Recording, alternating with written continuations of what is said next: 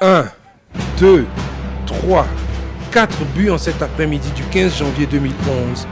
On ne s'y attendait vraiment pas. En effet, pour son troisième et dernier match de poule, la Côte d'Ivoire est opposée à la Gambie. Cette Gambie qui se dresse comme un ogre au-devant des éléphantaux.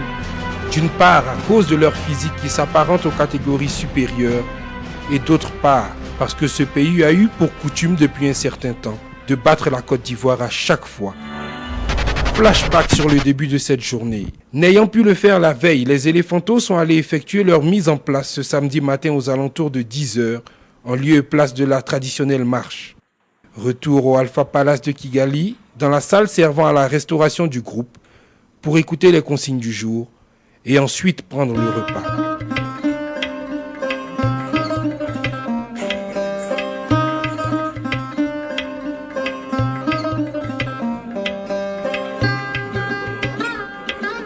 Une visite est à noter, celle du président de la FIF qui est venu encourager ses enfants. Il l'a dit, il a hésité à le faire pour ne pas mettre une pression supplémentaire sur les épaules des joueurs.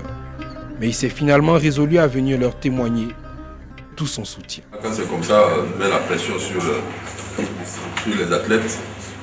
Ils veulent forcément bien faire. Mais je ne pouvais pas être ici et puis c'est pour ça que je suis venu. Donc je suis obligé de venir vous saluer et puis vous encourager.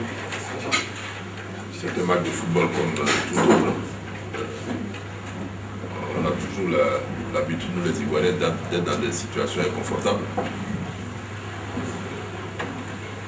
C'est vrai qu'il nous suffit d'un point. Il ne faut pas chercher ce point-là pour tout parce que ça peut vous jouer les mauvais tours. Donc jouer pour gagner et puis voilà, on verra comment ça va se passer. Le président de la FIF était accompagné du secrétaire général de la Fédération ivoirienne de football, Ouattara Ego, et du vice-président Didier Benjamin.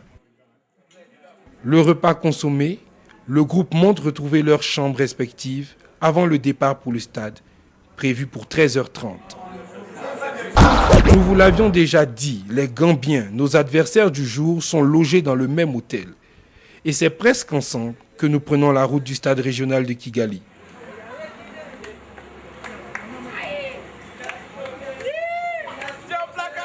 Si les éléphantaux ont entonné des chants en montant dans le car, à l'intérieur et tout au long du trajet, c'est le calme plat, inhabituel. Lors de l'échauffement, les Ivoiriens occupent le côté droit du terrain. Jusqu'ici, on s'était toujours échauffé à gauche. Inhabituel. C'est le moment de pénétrer la pelouse du stade régional de Kigali. Et ce n'est pas Alain Guaméné qui véhicule les dernières consignes. C'est son adjoint Swaliou Aïdara. Inhabituel. À cela, nous savions que nous devions nous attendre à un match particulier. Après le traditionnel protocole, on en arrive au fait.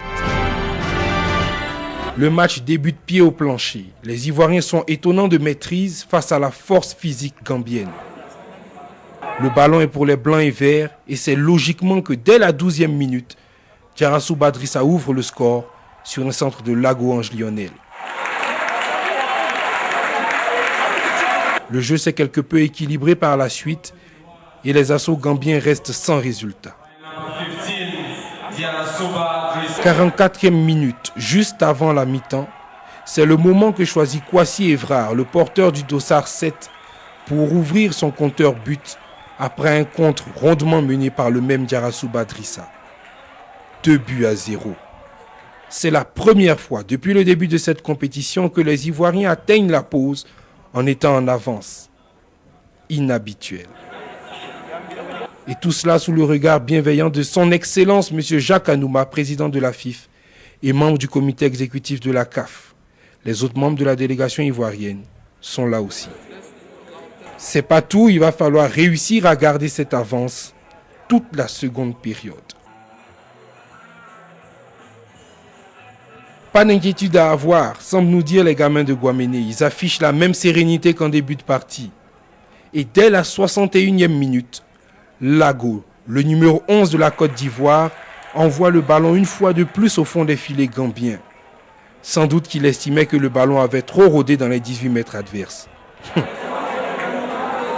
Il a fallu attendre la 71e minute pour avoir la réaction d'orgueil des Gambiens, qui sur un corner catapulte le ballon au fond des cages de Ouattara Aboubakar, qui au passage se déchire sur ce ballon centré.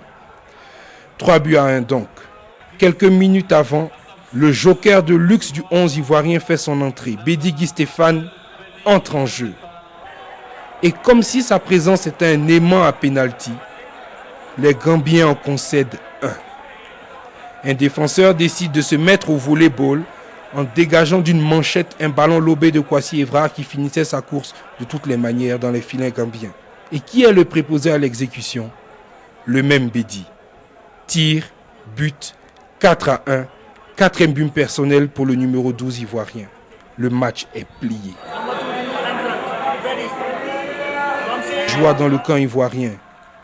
Mais on n'oublie pas Dieu, à qui nous rendons grâce et gloire en tout premier lieu. La suite se passe de commentaires.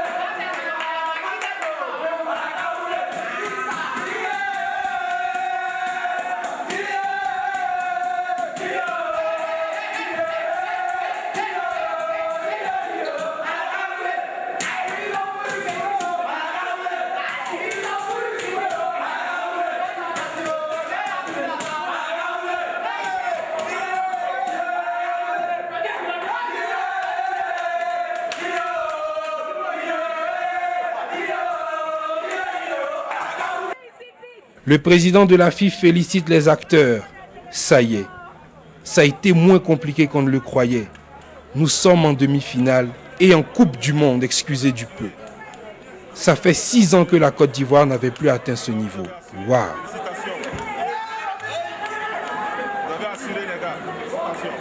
Nous sommes allés prendre les réactions à chaud de certains de nos joueurs.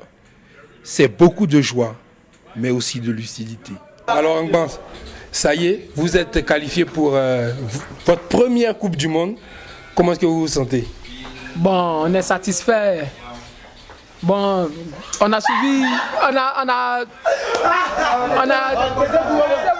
on a suivi les conseils du coach. Donc, on a sur le terrain, on a tout donné. Et on est satisfait du résultat, quoi. Mais ça a été un match difficile physiquement sur le terrain. Comment est-ce que ça s'est passé? Bah, le match était un peu physique, mais on a essayé de poser le ballon, d'écouter les conseils du coach, ce que le coach a dit. Il dit si on pose le ballon, on va gagner cette équipe.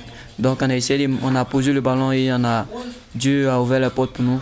On a marqué les premiers buts et puis ça a coulé. Donc, le bon Dieu, quoi. Pour ce que le bon Dieu fait pour nous, donc on remercie le bon Dieu, mais c'est pas encore fini. On va emmener le trophée à Abidjan, faire plaisir parce que le pays est dans une situation très compliquée. Donc c'est nous, on doit mettre la joie dans le cœur des Ivoiriens.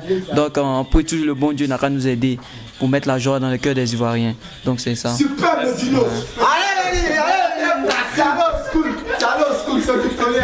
Ivoirien, Ivoirienne, tu peux être fier de ton équipe. Tu peux être fier de tes gamins. La génération Tom Yobou est en train d'écrire une page, oui, une des plus belles pages de notre histoire de football. Les similitudes avec l'épopée de 92 existent déjà rien que dans les difficultés de préparation. Mais dans les difficultés, ils ont su transcender, se sublimer. La suite de la quête, c'est mercredi face au pays organisateur, le Rwanda.